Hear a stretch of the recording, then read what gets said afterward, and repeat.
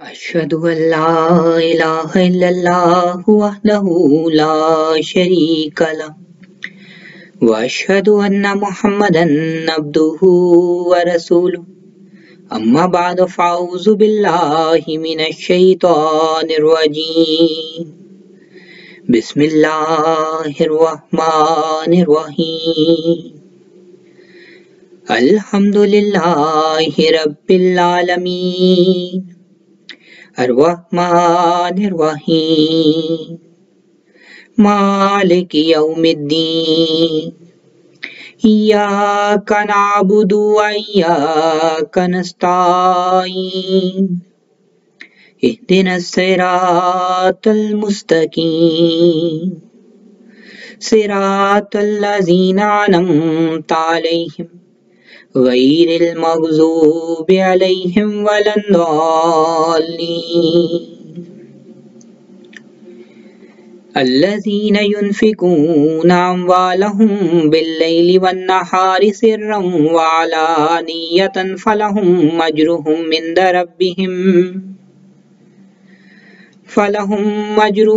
عند ربهم ولا خوف عليهم ولا هم يحزنون۔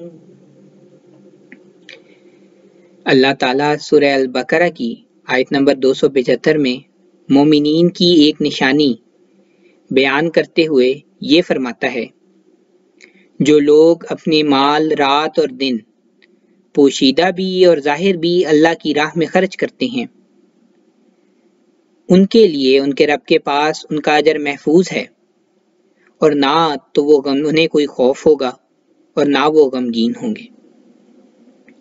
آج کا درس انفاق فی سبیل اللہ یعنی اللہ تعالیٰ کی راہ میں خرچ کرنے کے متعلق ہے۔ اللہ تعالیٰ نے قرآن حکیم میں متعدد مقامات پر مومنین کی ایک نشانی یہ بتائی ہے کہ وہ اللہ تعالیٰ کی راہ میں خرچ کرتے ہیں، یعنی اللہ تعالیٰ کی خوشنودی کی خاطر وہ ضرورت مندوں پر خرچ کرتے ہیں، اور پھر دینی ضروریات کے لیے بھی بڑھ چڑھ کر اپنے اموال میں سے خرچ کرتے ہیں۔ پھر ہمیں حضرت صلی اللہ علیہ وسلم کی حیات طیبہ سے بھی پتہ چلتا ہے کہ رسول کریم صلی اللہ علیہ وسلم کے پاس جب بھی کوئی اموال آتے تو آپ ان کو اللہ تعالیٰ کی راہ میں خرچ کر دیتے۔ پھر احادیث مبارکہ سے پتہ چلتا ہے کہ رمضان المبارک میں تو آپ صلی اللہ علیہ وسلم کی سخاوت پہلے سے بھی کئی زیادہ بڑھ جایا کرتی تھی۔ اس ضمن میں خاکسار اب سامعین و ناظرین کے لیے چند احادیث پیش کرتا ہے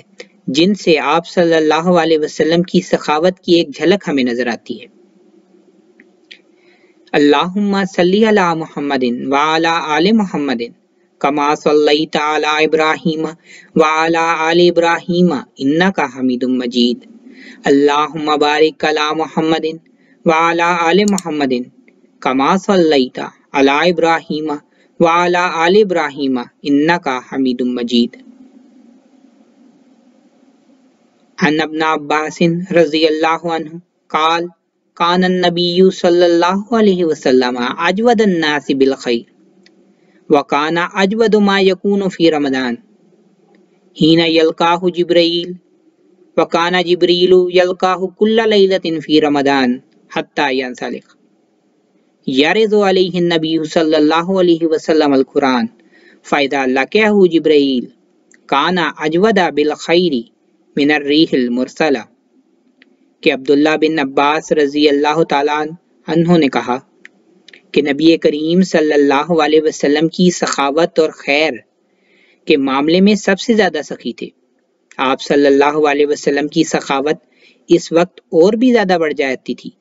جب جبرائیل علیہ السلام رمضان میں ملتے۔ جبرائیل علیہ السلام حضرت صلی اللہ علیہ وسلم سے رمضان شریف کی ہر رات میں ملتے، یہاں تک کہ رمضان گزر جاتا۔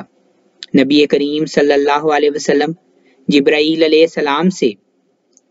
قرآن کا دور کرتے تھے۔ جب حضرت جبرائیل علیہ السلام آپ صلی اللہ علیہ وسلم سے ملنے لگتے تو آپ صلی اللہ علیہ وسلم تیز ہوا سے بھی زیادہ خیر پہنچانے میں سخی ہو جایا کرتے تھے۔ پھر ایک اور حدیث میں آتا ہے، عن ابن عباس قال کان رسول اللہ صلی اللہ علیہ وسلم اذا دخل شہر رمضان अतलका कुल्ला असीरिन वात कुल्ला साइलिन, कि हजरत इब्ने अब्बास रजी अल्लाह ताला अन्हु बयान करते हैं कि जब रमजान का महीना आता तो रसूलुल्लाह सल्लल्लाहु अलैहि वसल्लम सब कैदियों को रिहा करते थे और हर मांगने वाले को अता करते। इन्फाक फी सबीलिल्लाह की अहमियत को बयान करते हुए हजरत मिर्जा गुलाम अहमद कादियानी मसीह माऊद व मेहदी माऊद अलैहिस्सलातु वस्सलाम बयान करते हैं, पांचवा वसीला असल मकसूद के पाने के लिए खुदा ताला ने मुजाहिदा ठहराया है, यानी अपने माल खुदा की राह में खर्च करने के लिए, यानी अपने माल खुदा ताला की राह में खर्च करने के जरिए से और अपनी ताकतों को खुदा की राह में खर्च करने के जरिए से और अपनी जान को खुदा ताला की राह में खर्च करने के जरिए से और अपनी अकल को खुदा की राह में खर्च करने के जरिए से उसको ढूंढा जाए, जैसा कि वो फरमाता है, यानी अपने मालों और अपनी जानों और अपने नफ्सों को माँ उनकी तमाम ताकतों के खुदा की राह में खर्च करो, और जो कुछ हमने अकल और इल्म और फहम और हुनर वगैरह तुमको दिया है वो सब कुछ खुदा की राह में लगाओ। जो लोग हमारी राह में हर एक तौर से कोशिश बजा लाते हैं हम उनको अपनी राहें दिखा दिया करते हैं। फिर आप अलैहिस्सलाम एक और मौका पर तहरीर फरमाते हैं, तुम्हारे लिए मुमकिन नहीं कि माल से भी मोहब्बत करो और खुदा से भी, सिर्फ एक से मोहब्बत कर सकते हो। बस खुशकिस्मत वो शख्स है कि खुदा से मोहब्बत करे, और अगर कोई तुम में से खुदा से मोहब्बत करके उसकी राह में माल खर्च करेगा तो मैं यकीन रखता हूं कि उसके माल में भी दूसरों की निस्बत ज्यादा बरकत दी जाएगी, क्योंकि माल खुद ब खुद नहीं आता बल्कि खुदा के इरादा से आता है। बस जो शख्स खुदा ताला के लिए बाज हिस्सा माल का छोड़ता है वो जरूर उसे पाएगा, लेकिन जो शख्स माल से मोहब्बत करके खुदा ताला की राह में वो खिदमत बजा नहीं लाता जो बजा लानी चाहिए तो वह जरूर उस माल को खोएगा।